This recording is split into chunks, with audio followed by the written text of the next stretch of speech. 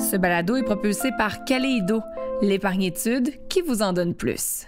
Lorsque je suis tombée enceinte, je m'imaginais avoir certains défis physiques liés à la grossesse, à l'accouchement, qui allaient me suivre peut-être 1 mois, 2 mois. Mettons 1 an après l'accouchement, je me disais, ça va être réglé, je vais avoir retrouvé ma capacité physique, j'aurai plus de maux de dos, tout va bien aller.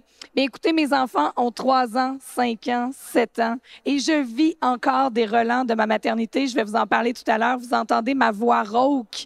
Et pouvez-vous imaginer que c'est un des relents de ma maternité? Jamais je n'aurais pu imaginer ça.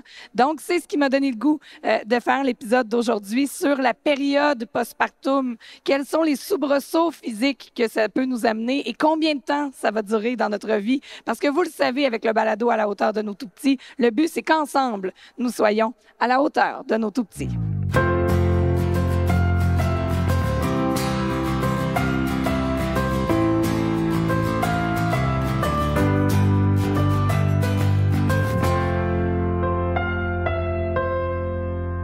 Bonjour, mesdames. Merci d'être là. Merci d'être là pour l'enregistrement devant le public qui se fait au Salon Marmaille et Famille de Terrebonne.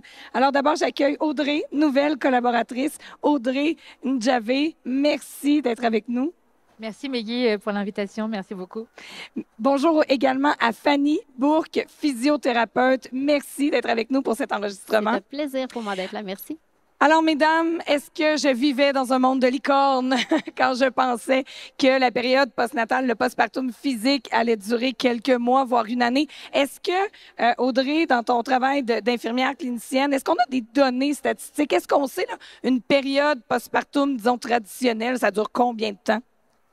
Dans les données traditionnelles, donc dans la littérature, on explique que le postpartum démarre à partir de l'expulsion du placenta, puis va durer jusqu'au retour de couche. Ça, c'est la théorie, qui n'est pas vraiment fiable, j'ai envie de vous dire, parce que le retour de couche, il dépend de chaque femme. Des femmes ont leur retour de couche au bout de 1 mois, 2 mois, puis il y en a qui allaient très longtemps, qui l'ont très tardivement. Donc, si on considère qu'il y a ces changements, en fait, auprès de chaque femme, ben, le vrai postpartum, celui qui est ressenti, celui qui nous rentre dedans, il dure à peu près 2 à 3 ans, j'ai envie de vous dire. 2 à 3 ans. Donc, considérant que mon petit dernier a 3 ans, c'est normal, entre guillemets, qu'il puisse avoir des relents. Et j'imagine, puis on va en parler un petit peu plus en détail, qu'au niveau physique, notre corps, notre capacité, par exemple, des fois à l'entraînement, nos abdominaux, il peut y avoir des impacts sur la vie, finalement. Effectivement, en fait, la maternité change le corps de plusieurs façons. Puis notre posture, la force de nos muscles, tout ça va avoir un impact sur les années à venir aussi, pas juste dans l'immédiat. Mais là, j'aimerais qu'on se parle d'hormones. On le sait, durant la grossesse, on sécrète énormément d'hormones. Ensuite, bon, il y a l'accouchement. J'aimerais savoir, dans les années, disons, 2, 3, 4, 5, est-ce que notre corps va revenir au même stade qu'il était? Comment ça fonctionne, cette variation-là? Parce qu'on peut avoir l'impression, des fois, de se dire, voyons, je vivais pas, par exemple, mon syndrome prémenstruel de la même façon avant qu'après avoir eu des enfants. Il me semble qu'au niveau, des fois, hormonal, de la patience, notre fameux SPM, c'est pas toujours pareil. Est-ce qu'il y a une réelle variation ou ce sont des observations comme ça? Il y a une réelle variation. Pourquoi? Parce que pendant que je suis enceinte, déjà, je vais avoir un boost de beaucoup d'hormones. Et les hormones, il faut comprendre qu'elles régulent une grosse partie de notre humeur. Donc, un petit peu déjà dans la grossesse, l'humeur va changer, on est moins patiente, on est plus irritable, on va des fois plus énervé, on va moins supporter de choses. Puis, il y a d'autres choses qui vont nous faire du bien, qui ne nous faisaient pas de bien avant. Donc, déjà, pendant la grossesse, on a ce gros bouleversement hormonal qui va perdurer. Parce que oui, il y a la chute hormonale, un petit peu le baby blues qu'on va avoir post-accouchement de quelques jours. On le met en lien avec cette chute drastique des hormones de la grossesse, mais il y en a une partie qui vont rester. Il y en a une partie qui vont rester et la grossesse est une affaire d'hormones, en fait, de toute façon. Le processus de la vie d'une femme, je pense. Hein? Exactement. Puis, il va y avoir des choses qui étaient comme une espèce en latence, qui étaient en sourdine un petit peu pendant des années et des années, puis vont se réveiller à la grossesse. Parce que la maternité, finalement, ça peut faire décompenser certaines choses, ça peut activer certaines choses qui étaient en nous, par exemple des dépressions, des sauts d'humeur, des irritabilités, des troubles. Donc, on avait potentiellement certains, disons, prérequis ou certaines choses qui étaient en latence et tout d'un coup, boum, ça explose. Ça se réveille. Ça se réveille, OK. Ça se réveille parce que ça peut exploser chez certaines personnes, mais il y a Ouais. comme une prédominance à certaines choses. Ah, Au niveau hormonal, mais pas que. Parce qu'on OK. voit aussi au niveau du corps la digestion, par exemple. Ben, il y a Ah des oui. choses qu'on se met à plus digérer du tout. ben voilà. Ma voix rauque, je n'aurais jamais pensé. Les gens m'envoient des fois en écoutant le balado des trucs, de prendre des pastilles et tout, mais écoutez, je partagerai pas tous les secrets de mon intimité, mais l'ORL est allé voir par caméra et ça vient des brûlements d'estomac. Moi, ma première fille, j'étais à Salut Bonjour, petite anecdote à l'époque, je faisais les nouvelles le matin en région, donc pour la fenêtre sur le Québec, et aux pauses publicitaires, j'allais vomir, je revenais travailler parce que c'était comme ça a été comme ça durant mes 3 grossesses. Donc, bref, ça m'a créé des brûlements d'estomac. Et moi, cette espèce de point ici dans l'estomac, j'étais certaine que tout le monde avait ça. Je veux dire, ça fait 8 ans que je le ressens. Mais là, le médecin il dit non, tes brûlements font que tu es en train de te brûler l'œsophage, par le fait même les cordes vocales. Donc, tu dois agir rapidement. Mais jamais j'aurais pensé que ça pouvait avoir un impact. Et on parlait même, puis là, j'aimerais enchaîner aussi sur la progestérone, que bon, on a un clapet d'estomac. Et cette progestérone-là, elle est nécessaire pour détendre les muscles qui nous permettent, entre autres, d'accueillir le bébé, d'accoucher. Mais moi, mon clapet est resté, entre guillemets, trop détendu, ce qui fait que ça remonte. Mais j'imagine qu'on peut avoir d'autres muscles de notre corps qui, post-accouchement, restent slack, si vous me permettez l'expression, pour la vie. Effectivement, en fait, on va parler beaucoup du pic de relaxine aussi qu'on va avoir dans la grossesse. On en a 2. Donc, la relaxine va nous préparer à avoir un bassin plus ouvert, plus large pour accueillir bébé. Par contre, la relaxine reste aussi après avec l'allaitement. Les abdominaux vont changer. Les abdominaux vont être étirés aussi pendant la grossesse, ce qui fait en sorte que s'ils restent étirés, il va y avoir des troubles au niveau de lombaire, il peut y avoir des troubles au niveau des gestions de pression intra-abdominale qui va faire une pression sur les organes, donc des descentes d'organes aussi. Donc, effectivement, les hormones vont avoir un rôle pendant la grossesse. Ça va avoir un impact en postnatal aussi, mais il peut avoir à long terme des effets qui vont persister de la grossesse aussi sur la fonction musculaire, en fait. Mais est-ce que les femmes pourraient, par exemple, Audrey, aller se faire quoi, un bilan sanguin pour voir si les taux sont revenus normaux? Est-ce qu'on peut savoir si on est revenu dans des barèmes, disons, considérés comme normales? Est-ce que des femmes peuvent être complètement débalancées? Tu sais, je veux dire, on vit plusieurs relents, mais comment fait-on pour savoir si ça va se passer? Parce que je veux dire, on peut pas tolérer ça pour le reste de notre vie. Je pense que la maternité, la grossesse vont permettre à certaines femmes de s'observer. Moi, je trouve que c'est une invitation. Accueillir un enfant dans une vie, c'est vraiment une invitation à apprendre à se connaître aussi. On ne peut pas faire des bilans systématiques parce que, ça coûte cher. On ne va pas se le cacher, ça coûte cher. On ne va pas faire des bilans, puis les bilans hormonaux vont avoir un certain coût. Ouais, faut aller c'est sûr. doser. Vraiment, c'est des bilans précis. Ça, c'est l'infirmière qui parle Oui, oui, oui. du réseau de la santé. Mais on peut apprendre à se connaître, à s'observer, à se dire, OK, ça, j'avais pas avant, ça, j'ai maintenant. D'où est-ce que ça peut venir? Par exemple, je vais prendre ton exemple. Bon, mon Becky. exemple des brûlements d'estomac. Exactement. Est-ce qu'on t'a déjà proposé d'adapter ton alimentation? Est-ce que, par exemple, on t'a déjà expliqué que les aliments comme la pomme sont des aliments qui vont augmenter un reflux? Certains, le lait, le lactose, il y a des choses. C'est-à-dire que la connaissance qu'on peut avoir de soi-même, c'est pour ça que je dis que c'est une invitation à se connaître, à s'informer, à savoir un petit peu...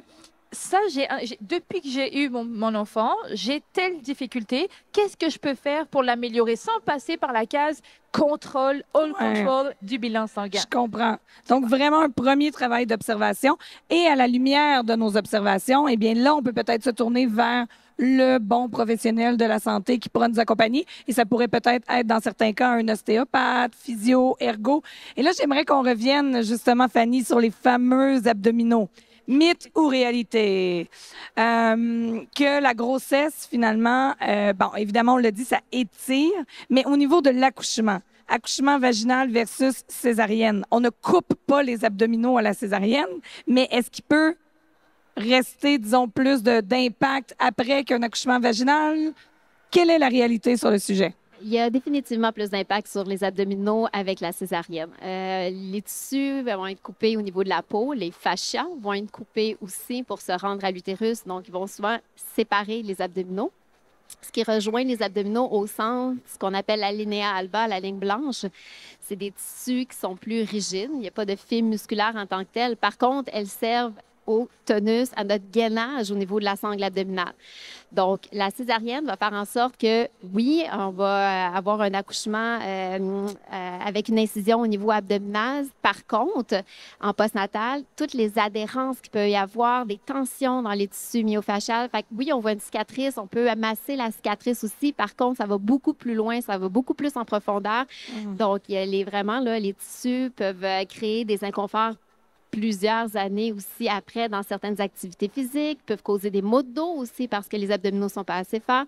L'accouchement par voie vaginale reste que l'étirement est là pendant la grossesse. Pour tout le monde. Mais il y a quand même un petit peu moins de dommages au niveau des abdominaux.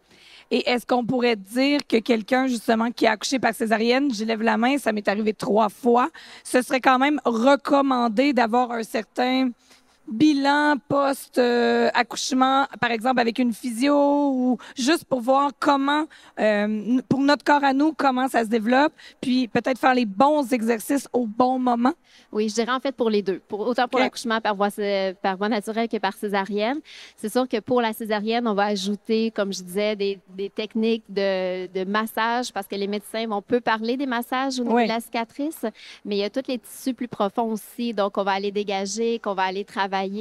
Mais la compétence abdominale, c'est la clé pour le plancher pelvien aussi. Donc, de rééduquer les muscles profonds, césarienne, pas de césarienne, les muscles ont été étirés. Donc, de les rééduquer va avoir une très grosse incidence après ça sur la fonction du plancher pelvien et sur les maux de dos aussi et la posture, je dirais. Oui. Bien là, on y vient au plancher pelvien dans ma prochaine question, mais juste avant, je veux savoir, on parle d'abdominaux profonds. Mais j'imagine que ce ne sont pas tous les exercices qui sont conseillés et surtout pas quelques semaines après l'accouchement. Parce qu'on va se dire les vraies choses. Souvent, les réseaux sociaux nous mettent énormément de pression pour retrouver notre corps d'avant, si on peut dire, dans un délai le plus court possible. J'imagine il doit y avoir un délai où c'est préférable de faire aucun exercice et par la suite d'y aller tranquillement. J'imagine pour retrouver notre capacité après une césarienne, est-ce qu'on peut se donner un objectif de le compter en années? Bien, c'est sûr qu'au niveau des abdominaux profonds, je dirais, si on parle du muscle le plus profond qui est le transverse de l'abdomen, il y a quelques exercices qui sont adaptés dans les premières semaines. OK, déjà. Oui, dans la semaine 3, la semaine 4, ça passe beaucoup par la respiration. Fait que c'est des petits exercices. Puis souvent, ce que je vais dire à mes patientes, vous n'aurez pas chaud, vous ne serez pas raqué, on ne sent pas beaucoup l'effet, on veut rééduquer le muscle. Si on parle, par contre, des redressements assis, oui, là, en général, on demande d'attendre au moins 3 mois avant de faire les exercices de ce type-là.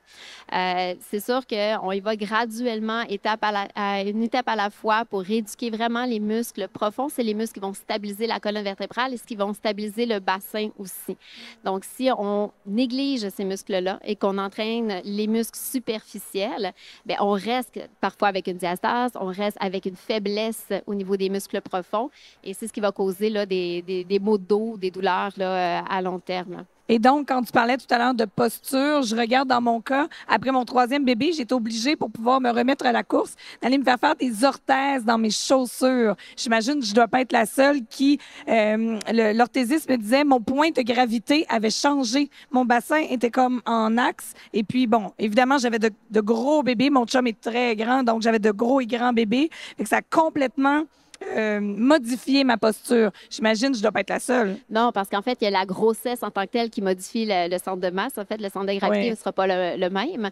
Mais après, en postnatal, on a un bébé dans les bras. Donc, on reste avec un enfant dans les bras. Pas juste dans les premières années. On les prend encore plusieurs années aussi. La hanche. Après, exactement. Donc, il y a des hanchements. On cambre notre dos vers l'arrière aussi pour contrebalancer le poids, un peu comme on le fait quand on est enceinte. Donc, oui, ça va avoir un impact là, sur notre posture, l'alignement au niveau des chevilles, des genoux, des hanches. Donc, il y a plusieurs choses qui vont être à adresser, en fait. Oui, puis ça peut avoir un impact chez la majorité des femmes. Et si on sent qu'on a, justement, en s'observant, comme Audrey disait, ce genre de symptômes-là, vers qui on se tourne? Est-ce que c'est davantage peut-être une évaluation en physio, en ergo, en ostéo? Des fois, on est un peu mélangé.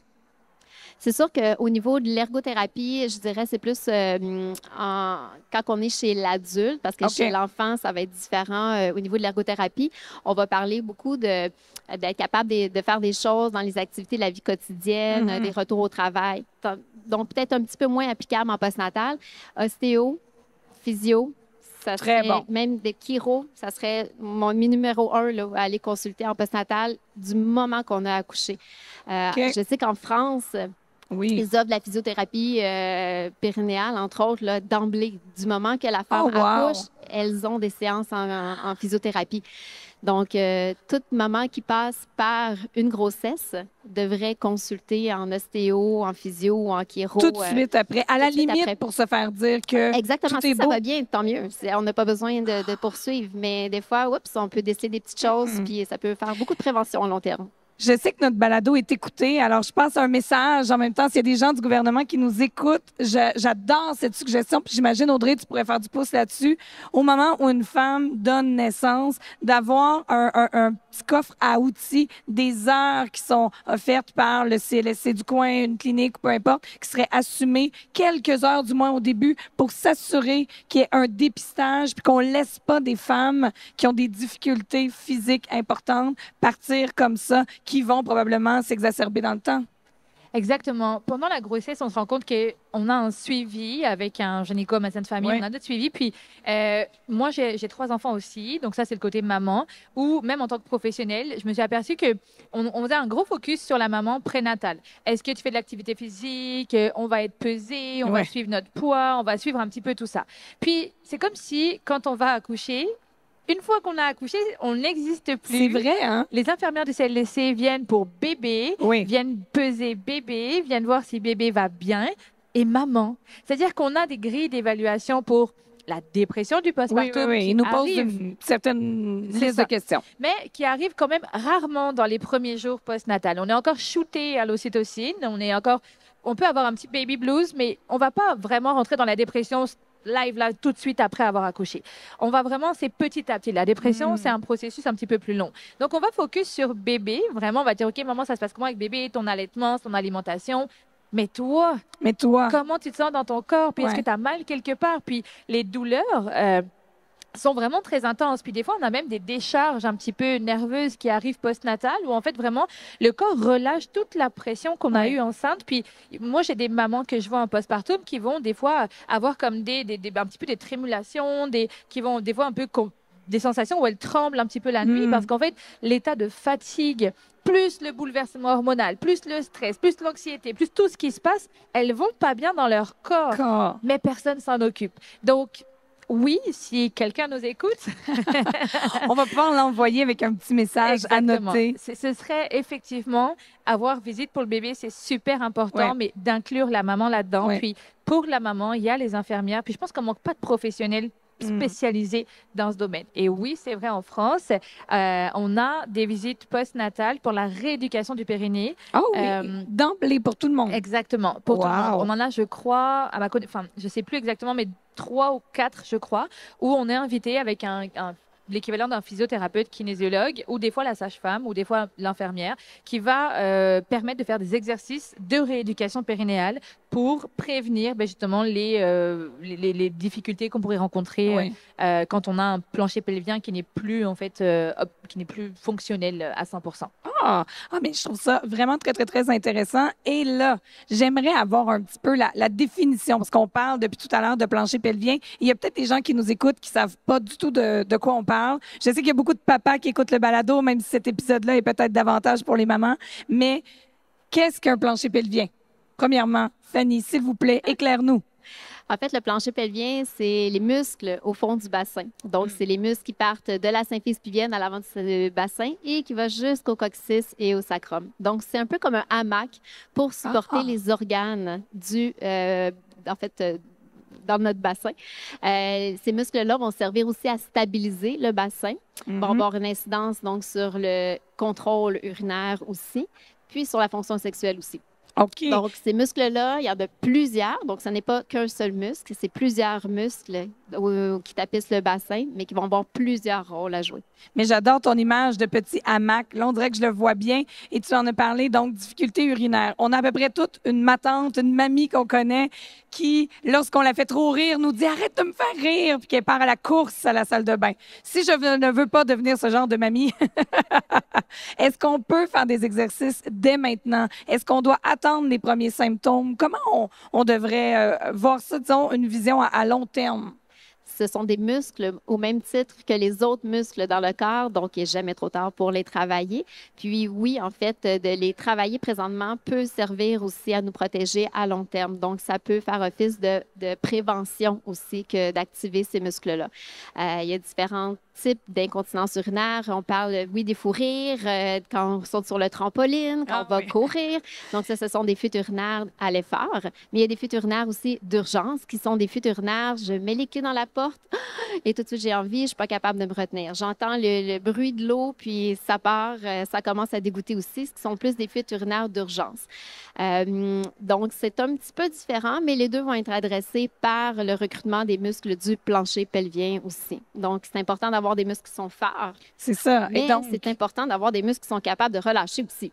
ah oui, parce que c'est ça, d'être toujours en contraction, c'est pas mieux non plus. Non plus. Ah ah. Donc, ce qu'elle va des muscles toujours en contraction, c'est des muscles souvent qui sont plus facilement fatigables. Mhm. Donc, ce sont des muscles qui peuvent être faibles, donc peuvent aussi causer des fuites urinaires, mais peuvent aussi être source de douleur. Oh, mais justement, tu parlais tantôt du plancher pelvien et de tout ce qui était en lien avec les organes sexuels. Donc, j'imagine que là aussi, quelqu'un qui aurait dit, moi, je fais mes exercices et j'en fais d'ailleurs plus et je le muscle, disons, un peu trop. Eh bien, là, ça ne doit pas être bon, j'imagine non plus. Donc, il OK. peut y avoir ce qu'on appelle des dyspareunies, des douleurs au rapport sexuel. Donc, à ce moment-là, les muscles peuvent être très, très, très tendus. Donc, pénétration difficile, voire même impossible parfois. Donc, oui, ça peut nuire aussi à c'est même une source de douleur. Là. Ben oui. Certaines vont avoir des douleurs assez importantes, pas seulement pendant le rapport sexuel non plus. Donc, c'est important, oui, d'avoir un bon muscle, mais d'être capable aussi de bien le relâcher pour qu'il soit fonctionnel lorsqu'on en a besoin. Et pour celles qui nous écoutent et qui ont une certaine gêne, est-ce que tu pourrais nous décrire un petit peu comment ça fonctionne un rendez-vous lorsque, disons, je vais te voir pour une rééducation périnéale? Comment ça fonctionne? Parce que on se dit peut-être, oh mon Dieu, j'ai l'impression que je serai pas à la hauteur. Reste que ce sont quand même des informations très intimes qu'on a à partager avec le professionnel de la santé. C'est sûr qu'on va faire le tour un peu de l'historique de la fonction urinaire, la fonction anorectale, au niveau des rapports sexuels, s'il y a de la douleur, s'il y a eu des antécédents parfois d'abus. Donc, ça, c'est important pour nous aussi de le savoir. Donc, oui, il va y avoir une période de questionnement. Il va y avoir un examen de type gynéco. Donc, oui, on est un peu comme des gynécos. Par contre, notre approche est un peu différente. C'est plus un toucher avec les doigts. Donc, ce qui est beaucoup moins inconfortable, je dirais, qu'avec le médecin. Puis on est consciente, on sait qu'il peut y avoir de la douleur, donc c'est beaucoup plus délicat. La majorité des patientes, quand ils sortent du rendez-vous, c'est vraiment moins pire. Ils sont soulagées, hein? Non, mais donc, pour vrai, ça n'a pas fait mal, c'est moins pire. Donc, elles sont soulagées. Puis on fait l'examen physique complet aussi, là, abdominaux, posture et tout ça. Puis j'imagine il y a certaines rencontres aussi, donc on peut développer une relation avec notre physio, parce que j'avoue qu'il y en a peut-être qui hésitent à consulter parce qu'elles ont peur, puis je les comprends, là, c'est pas évident. Définitivement. Puis, on met la personne à l'aise aussi. Si la personne n'est pas à l'aise d'avoir un examen gynécologique, elle ne le savait pas au premier rendez-vous, moi, j'ai aucun souci à le reporter. On va faire autre chose. On a tellement de choses à travailler qu'on va le reporter. Parfait. Et donc, vraiment, là, on prend notre temps. C'est des rendez-vous en général d'1 heure chez tous les physiopérinéales. Donc, c'est des rendez-vous qui sont assez adaptés et personnalisés pour la femme qui vient nous consulter. Mais là, ma question s'adresse à vous deux. L'observation du corps, tantôt qu'on parlait, Audrey, post-natal, qu'elle soit quelques mois après ou quelques années, des symptômes, par exemple, en lien avec le plancher pelvien, est-ce que ça peut survenir des années après, quand on parle, mettons, des matantes, des mamies? Peut-être que sur le coup, après avoir donné naissance, tout allait bien. Même chose pour les relations sexuelles. Est-ce qu'il pourrait s'installer des inconforts dans le temps qui ne sont pas nécessairement là les premiers mois ou qu'on pense qu'ils sont normaux, puisque, bon, un inconfort suite à un accouchement, on le comprend. Mais là, s'il perdure dans le temps. Je pense que c'est un petit peu ça. On pensait à l'époque, en tout cas, on avait moins de connaissances aussi, puis moins accès à des outils. On pensait peut-être que c'était normal. Genre, ça faisait pas du packaging, j'ai un enfant, Je vieillis. Ouais. exactement. Je vais avoir des futurs nerfs, tu vas avoir mal au dos, c'était un packaging en fait. Donc, on Ouais. avait Mon comme... plaisir sexuel va être diminué. Voilà. Bon, on Je est m'en une contente. mère. C'est ça, je m'en contente. Puis, faut pas, je pense qu'il y a quelque chose qu'il faut pas oublier quand même, c'est que tous ces inconforts-là, tous ces bouleversements-là physiques touchent la femme. Oui. Et en tant que femme, on n'a pas forcément cette place, et les femmes n'ont pas eu de place à la parole pendant non plus très longtemps. Enfin, je veux dire, pendant très longtemps, pardon, elles n'ont pas eu cette place. En tout cas, on ne leur a Pour pas le donné la nommer. parole. On leur a Disons pas que donné la Viagra parole. est arrivé plus rapidement sur le marché Exactement. que les hormones pour les femmes. Exactement. Donc, il y a un petit peu ce côté social des choses qui fait que, oui, il y a de l'inconfort depuis la nuit des temps. Mais est-ce que les femmes pouvaient s'en plaindre? Est-ce que les femmes pouvaient les nommer? Est-ce qu'on les écoutait? Est-ce qu'on ne normalisait pas, puis on n'invisibilisait pas finalement leur inconfort? Je crois que la parole se lève. Ouais. Les femmes prennent la parole de manière internationale, puis disent, écoutez, le postpartum, avoir un enfant, non, c'est pas si facile que ça. Oui, ça fait mal. Oui, il y a des inconforts. Donc, moi, je pense que oui, les inconforts étaient là depuis toujours, mais que les femmes ne prenaient pas leur voix pour les nommer et donc d'avoir des solutions. Aujourd'hui, on a la chance d'avoir aussi des femmes qui prennent position. On est 3, on est 4 aujourd'hui Oui. à parler de maternité, puis à parler des choses dont on ne parle jamais. Voilà. De l'inconfort, pas de la beauté, pas de, Non, des belles photos de bébés. Non, on parle de l'inconfort, de ce qui vient nous chercher, nous déranger, nous bouleverser. Donc, moi, je pense que ça a duré depuis longtemps, mais qu'on n'osait pas en parler et qu'aujourd'hui, on peut le faire. Oui, enfin. Mais pour revenir à ta question aussi, effectivement, la rééducation périnéale, c'est quand même assez récent, là, si je peux dire. Puis tout ce qui était petite descente d'organes en postnatal, qui était considéré normal, puis pas nécessairement symptomatique, à la ménopause, avec encore des changements hormonaux, à ce moment-là, bien là, ça peut s'aggraver. Ça Fait peut que nous des fois, revenir, là. Plusieurs années plus tard, il va y avoir des descentes d'organes, il peut y avoir les futurs nerfs qui sont augmentés, qui étaient plus ou moins dérangeantes dans la vie de maman. Puis en post-ménopausée, là, à ce moment-là, ça va avoir un impact assez important. Puis il y a encore des médecins qui, quand une femme va démontrer de la douleur, physiquement, on voit rien, ben il n'y a rien, c'est dans ta Mais tête. c'est ça. Oui, C'est encore difficile. véhiculé. Puis, tout à l'heure, on le disait, ça se mesure pas toujours par un bilan de santé, ça se mesure pas toujours par quelque chose qui est scientifiquement prouvable rapidement, sans frais, sans. Donc, j'imagine que certaines femmes, des fois, devaient avoir l'impression d'être folles. Alors aujourd'hui, on vous le dit, vous n'êtes pas folle. Ça se peut que ça arrive, c'est normal, vous n'êtes pas seule. Et j'aimerais qu'on termine le mot de la fin. Là, mesdames, c'est le temps de mettre le podcast sur pause, d'aller chercher votre chum ou de réécouter l'épisode, à la limite juste la fin dans l'auto. Auriez-vous comme mot de la fin un message pour les papas? Parce que je comprends que les papas ne vivent pas physiquement les bouleversements. Il y a des hormones qui sont sécrétées lorsque le bébé est là pour avoir un certain lien d'attachement, mais eux, ils n'auront pas tout ça. Et parfois, je pense entre autres aux relations sexuelles, mais il peut y avoir une pression qui s'installe au fil des mois de dire, voyons, tu ne redeviens pas comme avant, mais qu'est-ce qui se passe? Et des fois, le père peut se sentir mal aussi parce qu'il ne comprend pas ce qui est vécu. Donc, de votre pratique individuelle, de votre expérience, auriez-vous peut-être un conseil à donner aux gens qui nous écoutent? C'est un voyage qu'on fait à deux. C'est pas un voyage individuel. En tout cas, je souhaite qu'il puisse se faire à deux parce qu'il est plus doux quand il est fait à deux. Et je pense que ça concerne tous ces changements, tous ces bouleversements concernent autant le partenaire que la personne enceinte. Donc, c'est important de s'informer autant, voire plus, que la personne qui porte l'enfant parce que, oui, c'est pas vous qui vivez directement le bouleversement, mais vous le subissez. Et vu que si vous le subissez, c'est que vous ne savez pas qu'est-ce qui se passe. Donc, allez essayer de comprendre un petit peu qu'est-ce qui se passe.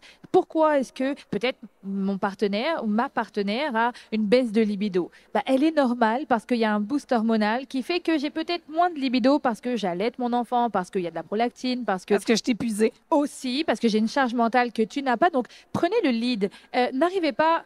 Moi, en tout cas, le conseil que je peux donner aux partenaires de vie, c'est vraiment de ne pas arriver de dire « Est-ce que tu veux que je t'aide? Est-ce que tu as besoin d'aide ?» Faites-le. Prenez le lead de la relation. Si ce n'est pas vous qui l'avez habituellement, pendant cette période où la femme est vulnérable, ou la femme ou la personne, en tout cas, qui à porter l'enfant est vulnérable, est fragile, est fatigué. Prenez le pouvoir dans cette relation. C'est le message que j'aurais à passer aux partenaires.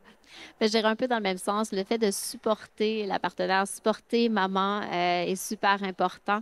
D'être compréhensif aussi avec tous les changements que la femme peut subir pendant la grossesse et en postnatal. J'invite souvent les papas à venir des fois dans les rencontres, dans les séances. Mais j'aime ça. Donc, un couple qui voudrait y aller avec donc la femme, avec sa partenaire, assister peut-être aux trucs de rééducation, aux exercices. Parce que je sais que pour le plancher pelvien, il y a des exercices qui peuvent se faire à deux. Donc, on peut demander à notre partenaire de participer. Exactement. Puis quand papa est là, je revois l'anatomie, je revois plein de choses. Puis souvent, ils ont plein de questions. Mais c'est Ils sont sûr. souvent pas très à l'aise au début de la séance, mais ils ont plein de questions. Puis ils comprennent davantage le processus de l'accouchement. Puis après ça, en postnatal, douleur aussi. Là. Donc, Oui. quand il y a une épisiotomie, puis qu'il y a des massages cicatrices à faire, puis que le papa va participer à ce moment-là, il est plus conscient de ce qui se passe au niveau physique de maman. Donc, je pense qu'à ce moment-là, c'est la meilleure façon de supporter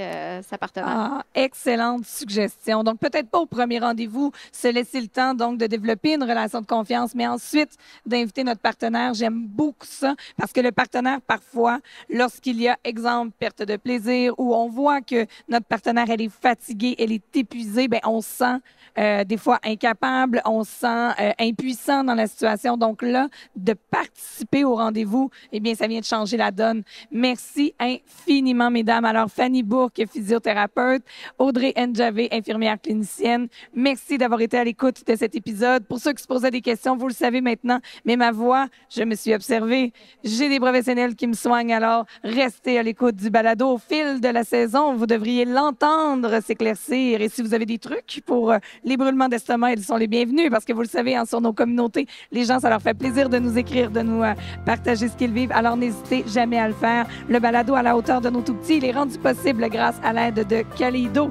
Peu importe la plateforme où vous nous écoutez gratuitement, venez nous mettre un cœur, un like, un pouce, un petit commentaire. Vous le savez, dans les algorithmes, ça nous fait monter donc au niveau des moteurs de recherche et ça nous permet d'accompagner le plus possible de parents parce que vous le savez, le but, c'est qu'ensemble, nous soyons à la hauteur de nos tout-petits. Bye bye.